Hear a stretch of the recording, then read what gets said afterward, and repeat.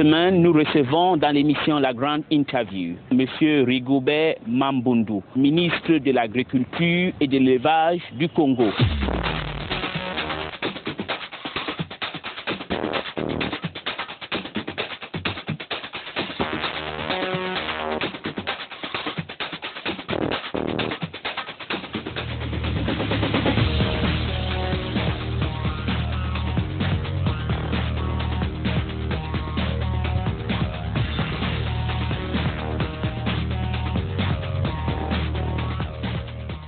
Bienvenue dans l'émission La Grande Interview. Notre invité aujourd'hui est M. Rigobert Mambundu, ministre de l'Agriculture et de l'Élevage de la République du Congo. Dans la Grande Interview est toujours dans le bassin du Congo et nous avions l'honneur d'être accueillis ici au siège ou au ministère de l'Agriculture de la République du Congo par le ministre de l'Agriculture. Monsieur le ministre, merci de nous avoir acceptés dans votre bureau. Je vous en prie. D'accord. Alors, vous êtes un ministre dans un département ou un ministère clé. Alors, et pourtant, c'est un pays où elle dépend à presque 99% ou 90% du secteur pétrolier. Alors, comment vous vous sentez? Vous êtes un secteur mal aimé, marginalisé, ou comment ça se passe? Oui, l'agriculture est avant tout la mère de notre civilisation. C'est parce que l'agriculture est productive que la société a eu la possibilité d'aller à la conquête d'autres secteurs. Imaginez ça à l'instant que le paysan n'avait la capacité que de se nourrir lui-même, de ne pas avoir la possibilité de créer de la plus-value. Peut-être que tous nous serons des paysans. Et c'est pour cela que aujourd'hui, la société peut se vanter d'avoir développé d'autres secteurs comme les mines, comme l'électricité, comme l'informatique aujourd'hui, et tant d'autres, parce que justement cette plus-value existe potentiellement dans l'agriculture. C'est donc dans tous les pays du monde un secteur important, à la fois parce qu'il crée la plus-value, mais aussi parce que par le système de production de nourriture, il met à la disposition des populations ce qui est nécessaire pour son existence. D'accord. Donc c'est un secteur important, vous avez raison de le dire. Alors, il se trouve que dans l'histoire de notre pays, la considération du secteur agricole a connu des hauts et des bas. Je peux vous rappeler qu'il y a un slogan qui a fait tabac dans ce pays par le passé, l'agriculture, priorité des priorités. C'était déjà l'expression de la prise en compte de l'intérêt de ce secteur dans notre pays. Aujourd'hui, nous disons encore que c'est une priorité des priorités, à la différence que, par le passé, l'agriculture était une priorité idéologique, politique, peut-être même programmatique, mais elle n'était pas une priorité budgétaire. C'est-à-dire que dans le budget de l'État, quand on faisait la somme des allocations qui étaient destinées à l'agriculture, on se rendait compte effectivement que l'agriculture était véritablement un parent pauvre du budget d'investissement. Or, aujourd'hui, c'est avec beaucoup de plaisir que je vous annonce que l'agriculture est le 5e budget du Congo.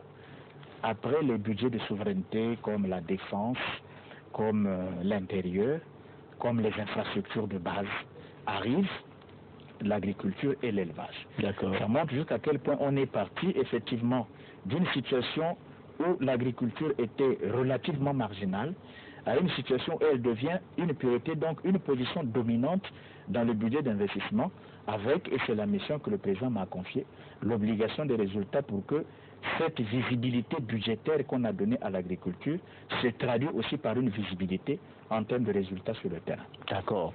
Alors, 5e budget du pays, mais où en êtes-vous, le Congo, avec le plan de diversification de l'économie? Parce que tout pays, vous n'êtes pas le seul pays, le Congo. Il y a beaucoup de pays pétroliers. Quand le pétrole vient, le secteur de l'agriculture est négligé. Est-ce que cette fois-ci, il y a un plan de relance du secteur agricole et que ça compte aussi comme un facteur qui peut créer de la richesse en dehors du pétrole? Absolument, vous avez dans votre question utilisé un mot qui est devenu dans notre pays une stratégie. C'est la diversification de l'économie, parce qu'effectivement, notre économie est encore une économie rentière comme la plupart des pays, dans les économies d'Afrique au sud du Sahara. Elle est dominée par le pétrole qui approvisionne le budget de l'État à hauteur de plus de 80%. C'est une situation intenable à long terme. Il suffit d'un retournement de la conjoncture internationale du marché pétrolier ou simplement d'un accident géologique dans les gisements que nous avons pour qu'on se retrouve dans une situation extrêmement difficile. Effectivement, vous avez évoqué ce que nous appelons en économie le syndrome hollandais qui fait que lorsqu'on dispose de cette ressource importante que le pétrole, on constate un affaissement des autres secteurs. C'est conscient de tout cela, donc à la fois du caractère dominant du pétrole dans notre économie, mais aussi pratiquement de l'affaissement des autres secteurs, qu'avec la Banque mondiale, nous sommes rentrés dans un processus d'étude de la diversification de notre économie qui a pour objectif de mettre en valeur les dotations factorielles avantageuses dont dispose notre pays, comme par exemple la terre pour faire l'agriculture, comme par exemple le bois pour produire les meubles et toutes les autres activités qui lui sont liées, comme l'informatique, comme ça peut se passer dans tous les autres pays, mais aussi les mines. Nous avons un certain nombre de découvertes qui sont en train d'être réalisées, particulièrement ce qui concerne le fer, et qui vont faire que dans les années qui vont venir, le Congo va être un grand bassin de production minier. Donc nous sommes en train de procéder à cette diversification parce que nous voulons réduire raisonnablement le poids du pétrole dans notre économie. Et vous posez la question de savoir s'il y a un programme en matière agro-pastorale. Oui, nous avons aujourd'hui ce que nous appelons, après que nous ayons mis en place les axes de développement agro-pastoral 2004-2013, après que nous ayons tiré les leçons de ce que nous appelons le document de stratégie et de réduction de la pauvreté DCRP, nous avons, dis-je, le programme national pour la sécurité alimentaire, qui court de 2008 à 2012 et qui comporte 9 sous-programmes, dont les plus importants sont la production maraîchère dans les ceintures urbaines, l'intensification de la production avec l'utilisation des machines, le financement avec les modalités que nous sommes en train de mettre en place pour soutenir les opérateurs agro-pastoraux et toute une autre série de sous-programmes qui vont de la qualité des approvisionnements à la prise en charge des risques après récolte. Donc nous avons bien un programme qui est soutenu par certains bailleurs de fonds,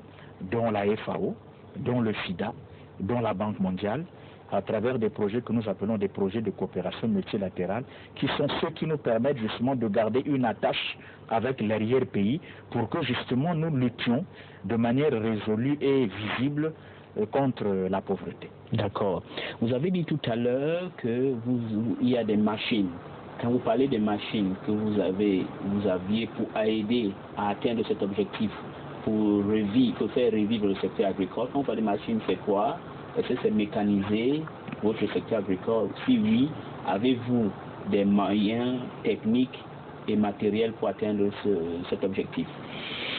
Effectivement, dans le projet de société dominant dans notre pays que nous appelons Chemin d'avenir, qui est donc en fait le projet de transformation sociale qui a été plébiscité par le peuple en même temps qu'il était en train d'élire son président en 2009, nous avons un programme lourd de mécanisation agricole qui tient compte de deux choses importantes. La première, c'est que notre agriculture se lance dans une phase de transition parce que nous voulons quitter le domaine de la petite production familiale qui a beaucoup d'avantages, mais qui a aussi des inconvénients de la faible productivité et de manque de perspective pour aller vers une agriculture de ferme où il y a à la fois la rationalisation des procès de travail, des procès de production, de l'objet même de travail, mais aussi l'augmentation de la productivité et de la rentabilité du travail. Et c'est dans ce cadre justement que le président de la République m'a chargé de lancer en son nom, dans le cadre de la mise en œuvre de sa politique, un programme de mécanisation agricole qui a déjà eu l'occasion de doter notre pays d'un premier lot de tracteurs que nous avons mis à la disposition de 3 départements agricoles importants de notre pays, le département de la Cuvette, le département des Plateaux et le département de la Bouinza. Et au moment où je vous parle, nous avons déjà en commande un deuxième lot qui nous permettra de rentrer en scène également 3 ou 4 départements. De la même manière, dans le budget 2011, nous avons une autre dotation financière qui permettra d'accueillir le 3e lot, de telle sorte que lorsque nous arriverons au 31 décembre 2012, il nous sera possible d'arroser l'essentiel ou alors la totalité des départements agricoles de notre pays, de ce que nous appelons les machines agricoles. Mais dans notre conception de la mécanisation, il n'y a pas que l'utilisation des machines agricoles et des équipements que nous avons comme par exemple les pulvériseurs ou bien les charrues ou bien les semoirs. Nous avons des zones qui sont dominées par la forêt. Et compte tenu des engagements que nous avons, aussi bien pour la protection de l'environnement que pour ce que nous appelons le RED+, donc pour l'absorption des carbones, nous avons besoin de protéger nos forêts. Et dans ces zones, nous étudions d'autres modalités de mécanisation, par exemple dans la transformation des produits agricoles pour la production de l'aliment de bétail, ou bien pour permettre aux paysans d'utiliser des motoculteurs, donc sur des superficies très limitées. Parce que vous imaginez que si nous amenons les tracteurs dans les zones forestières, nous allons obtenir un résultat à l'envers de ce que nous recherchons vis-à-vis de notre politique environnementale. Parce que nous allons aller dans la déforestation et ce n'est pas ce que nous souhaitons dans notre pays. C'est pour cela que nous avons pour les zones de savane effectivement un programme lourd de mécanisation avec l'utilisation des tracteurs et des équipements. Et pour les zones forestières, d'autres modalités que nous sommes en train d'étudier pour alléger la pénibilité du travail agricole dans ces zones afin que la communauté nationale se sente concernée par cette dimension de la modernisation de notre agriculture. Monsieur le ministre, ce que vous venez de dire là, c'est bien beau, mais beaucoup de gens pensent que vous trompez la population, que les tracteurs que vous dites, ce n'est pas des tracteurs, c'est des plastiques que vous mettez pour impressionner les gens et vous faites le contraire. Vous savez, il n'y a pas plus sourd que celui qui ne veut pas entendre et pas plus aveugle que celui qui ne veut pas voir. Aujourd'hui, le président de la République conduit de manière volontariste et responsable le projet de transformation de notre pays, comme je l'ai dit. Nous disposons, comme nous l'avons dit tantôt, grâce aux ressources pétrolières, mais aussi quand même grâce à d'autres ressources de type douanier et fiscal, des ressources qui aujourd'hui nous donnent la capacité d'aller acquérir des machines nouvelles. Nous n'avons pas besoin d'aller chercher des machines en plastique parce que ceux qui présentent ces critiques ne savent pas, c'est que le Congo n'est pas producteur des machines agricoles. Les machines que nous avons acquises en premier lot, ce ne sont pas des plastiques. Voilà, et qui est sujet justement de ces différentes interprétations fallacieuses. Nous les avons achetées auprès d'un grand fabricant mondialement connu qu'on appelle Landini, en Italie. Tout le monde sait que Landini ne vend jamais des tracteurs en plastique. Ce n'est pas possible. Vend des tracteurs qui, sur le terrain aujourd'hui, sont appréciés des paysans qui les louent. Parce que le mode de gestion de ces tracteurs, c'est la location. Quand vous allez dans des départements comme les Plateaux, la Cuvette ou la Bouenza que j'ai indiqué, je peux même vous dire que nous sommes complètement dépassés par l'engouement des populations parce que la demande est plus importante que l'offre des tracteurs que nous faisons. Et c'est pour cela que je vous disais que nous avons un deuxième lot et même un troisième lot dans le tuyau qui feront que, mis à la disposition des paysans, ces tracteurs satisfassent la demande qui existe et qui est importante et qui est aussi solvable et en même temps permettent à ces paysans de réduire la pénibilité du travail afin que nous réglions l'un des problèmes fondamentaux de notre agriculture, l'insuffisance de l'offre agricole. D'accord, monsieur le ministre. Mais je vais revenir sur ce problème un peu controversé. Autre grief, vous venez de quel département dans ce pays originaire? Si c'est important pour certains, je suis du département de la Bouenza, mais je suis congolais. Exactement, ça ne gêne pas. Mais qu'est-ce que vous pensez des gens qui pensent, comme vous venez de la Bouenza, dans des tracteurs, que vous dites que ce n'est pas des tracteurs en plastique et ils pensent que c'est des tracteurs en plastique, vous privilégiez les gens de la zone de la Bouenza au détriment des autres?